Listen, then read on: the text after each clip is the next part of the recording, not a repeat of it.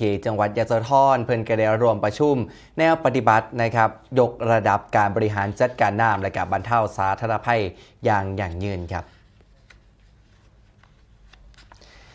ที่ห้องประชุมสุนทรราชวงศาสารกลางจังหวัดยโสธรนายชาญชัยสอนศรีวิชัยผู้ว่าราชการจังหวัดยโสธรพร้อมโดยนายขันชัยทันทิมารองผู้ว่าราชการจังหวัดยโสธรครับนำคณะหัวหน้าส่วนราชการระดับจังหวัดและก็นายอำเภอเข้าร่วมการประชุม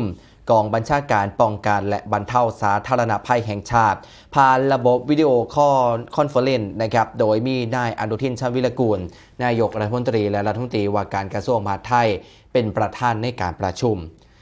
โดยภายหลังการประชุมครับผู้ว่าราชการจังหวัดยโสธรก็ได้ร่วมหารือกับส่วนราชการในพื้นที่ต่อโดยเน้นย้ำในการน้อมนำแนวพระราชดำริของพระบาทสมเด็จพระบรมชนกาธิเบศรมหาภูมิพลอดุลยเดชมหาราชบรมนาถบพิตรและพระบาทสมเด็จพระเจ้าอยู่หัว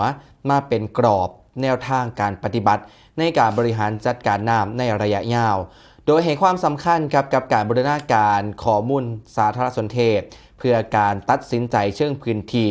การจัดลำดับความสำคัญในการจัดสรรน้ำเพื่ออุปโภคบริโภคเป็นอันดับแรกพร้อมกำชับให้หน่วยงานภาครัฐได้เตรียมความพร้อมด้านเครื่องจักรกลและการประสานความร่วมมือกับหน่วยงานที่เกี่ยวข้องเพื่อเพิ่มประสิทธิภาพการกักเก็บน้ำในพื้นที่สูงครับ